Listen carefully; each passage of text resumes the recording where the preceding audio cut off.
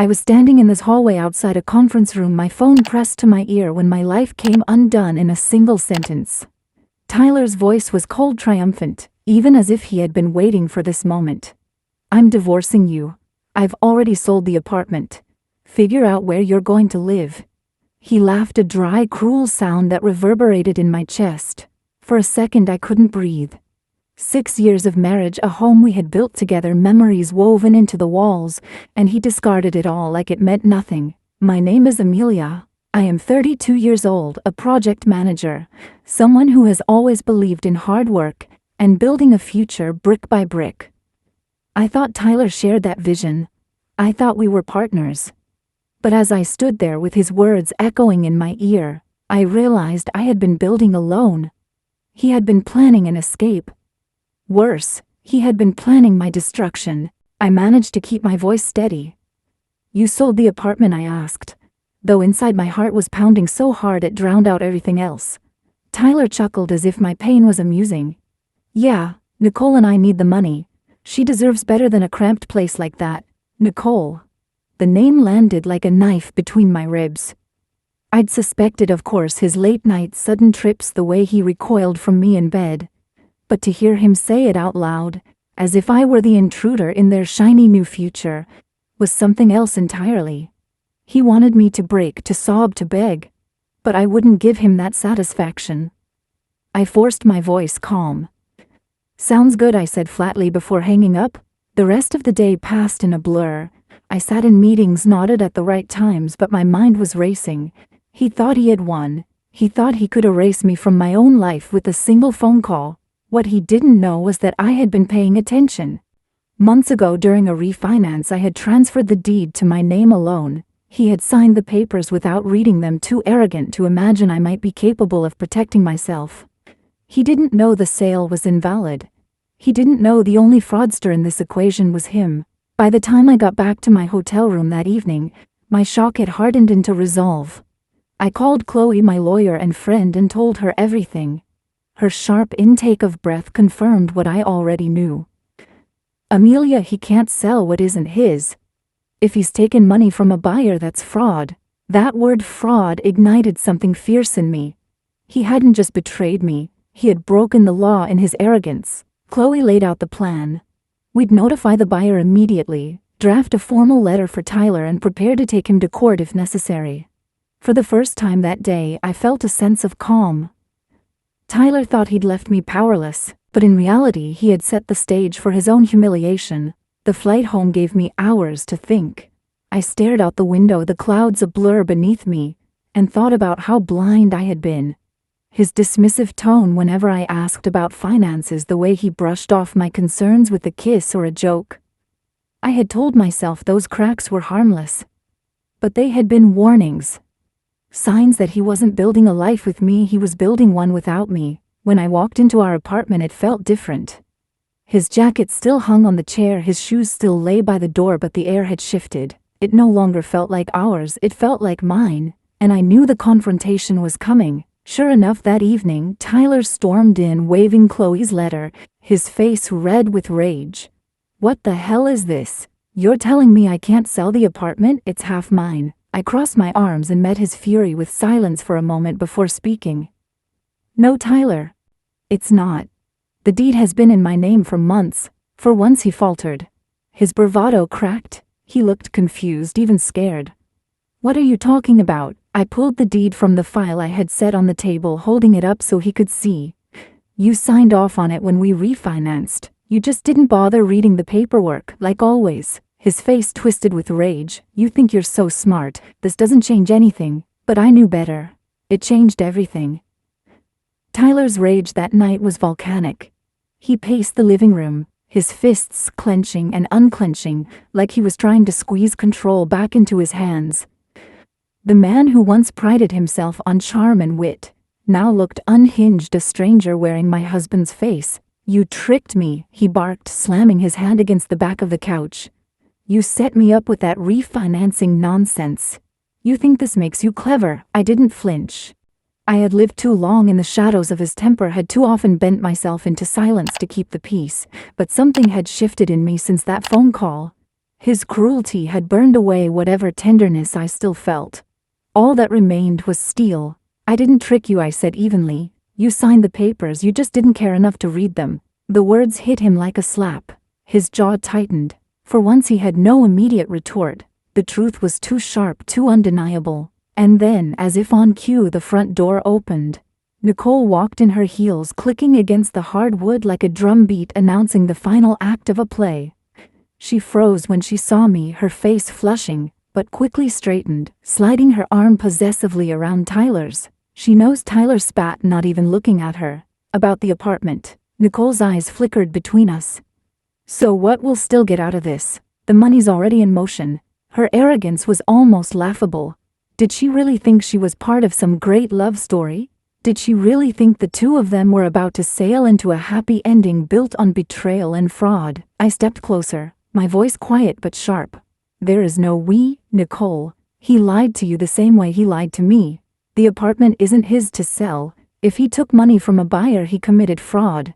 And if you helped him, then you're in this too." For the first time I saw a crack in her veneer. She pulled her hand from his arm. "Is that true?" she demanded. Tyler hesitated, and in that pause the room seemed to tilt. Nicole's eyes widened. "You told me everything was under control." "It is," he snapped, but his voice shook. "She's bluffing. She always bluffs." I slid the deed across the table, the official seal glinting under the lamp. Nicole stared at it, her expression draining from defiance to fear. "You idiot," she hissed at him. "Do you realize what this means? We could go to jail." The irony was almost too much. Just hours before he had laughed at me on the phone, imagining me desperate and broken. Now it was him standing there, cornered, betrayed by his own arrogance. "Leave," I told them both. "This is my home. Pack whatever you can carry and get out." Tyler's mouth opened, but no sound came. Nicole grabbed his arm. "Come on. We have to think." She dragged him toward the door, her heels clattering like the sound of a crumbling empire. When the door shut, silence filled the apartment. I sank onto the couch, my hands trembling only now that the storm had passed. My marriage was over. My illusions were shattered. But strangely, I felt stronger than I had in years. The next morning I met Chloe at her office. She spread out documents across the desk, her eyes sharp and focused. "We've already contacted the supposed buyer," she said. "He's furious and ready to press charges. Tyler's little scheme is unraveling fast." I nodded, though part of me still felt hollow. "And Nicole?" Chloe leaned back, her lips curving into a wry smile. "If she had any involvement, she'll be exposed too. But honestly, my bet is she'll cut and run to save herself." That image gave me a strange comfort. Let them turn on each other.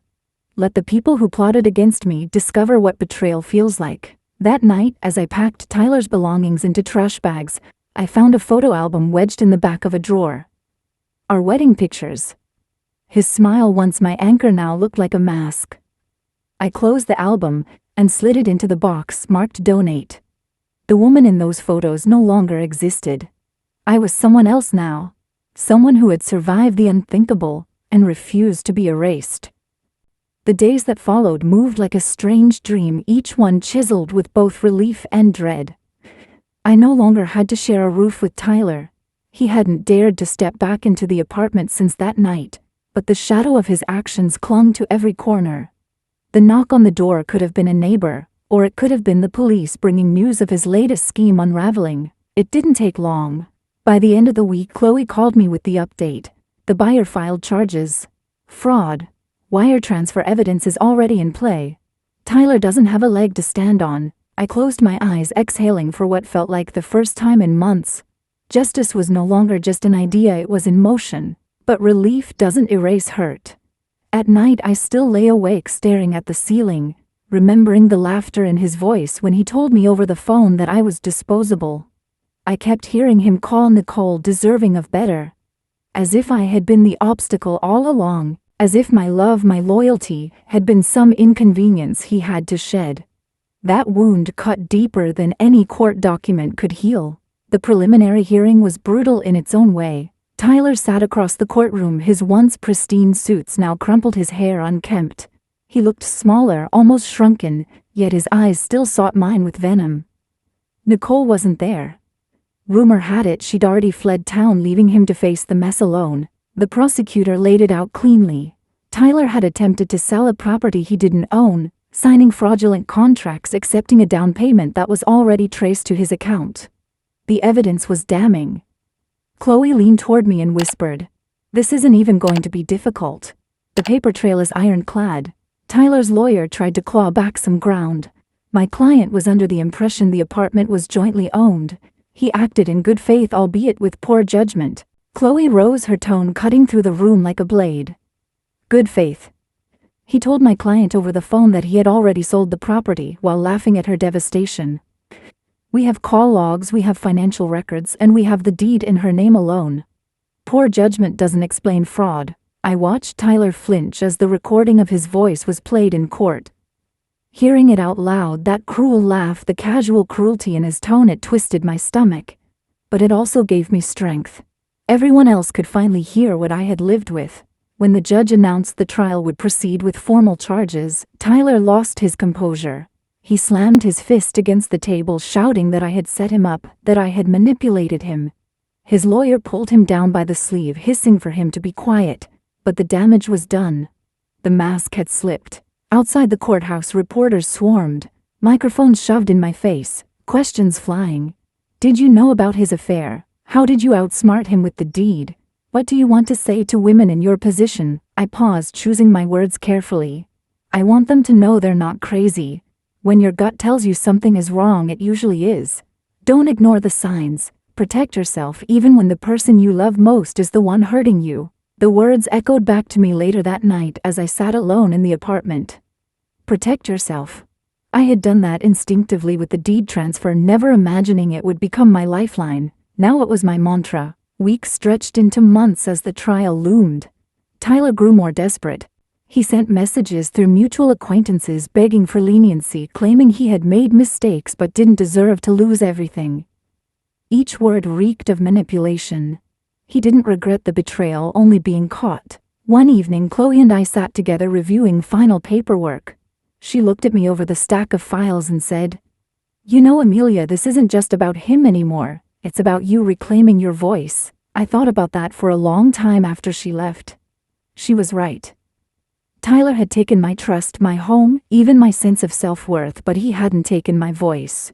And now every time I spoke, every time I showed up in court, I was proving it. The trial date was set, and as I circled it on my calendar, I felt something I hadn't felt in a long time: anticipation. Not fear, not dread.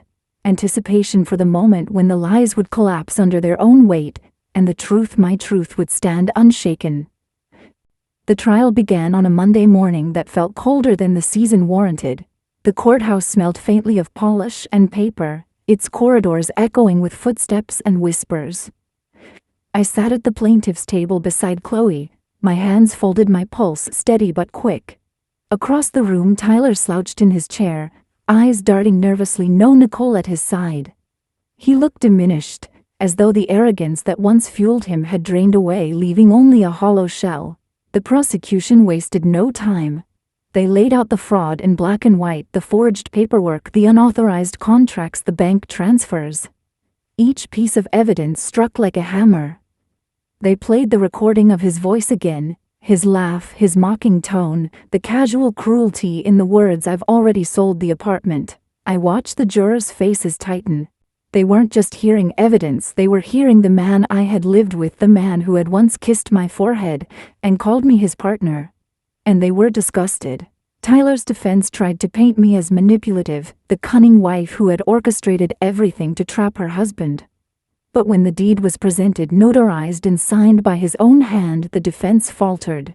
His signature betrayed him. His arrogance betrayed him. Then came the moment I dreaded: my testimony. I stood, walked to the witness stand, and swore to tell the truth. My voice trembled at first, but then steadied as I spoke. I told them about the phone call, the laughter in his voice as he ripped the ground out from under me. I told them about the months of suspicion, the late nights, the way he made me feel small, disposable. And I told them about the moment I realized I had protected myself, without even knowing it, how transferring the deed had saved me. "Why did you do it?" the prosecutor asked gently. "Because I was tired of being blind," I said. "I didn't know what he would do, but I knew I couldn't keep handing him the keys to my future. So I chose to protect myself." And it turned out to be the only thing that kept me standing here today. The courtroom was silent. Tyler shifted uncomfortably, his face pale, sweat gathering at his temples. When it was over, I stepped down lighter somehow, as if speaking the truth had loosened chains I hadn't realized were still clamped around me. The deliberation was short. The jury found him guilty on multiple counts of fraud. The judge's words fell like final stones, sealing a tomb, prison time, restitution, a permanent mark on his record. Tyler's face twisted in disbelief. He turned toward me as they led him away, his mouth opening like he wanted to hurl one last insult. But no words came. For the first time in years, he had nothing left to say. I walked out of that courthouse with Chloe at my side, the autumn air sharp in my lungs. Reporters swarmed again, cameras flashing, but this time I didn't feel overwhelmed. I felt free. Their questions buzzed around me, but the only answer that mattered was the one in my heart: I survived. In the weeks that followed, I settled fully into the apartment, my apartment. I repainted the walls, bought new furniture, filled the space with colors and light that reflected who I was, not who we had been.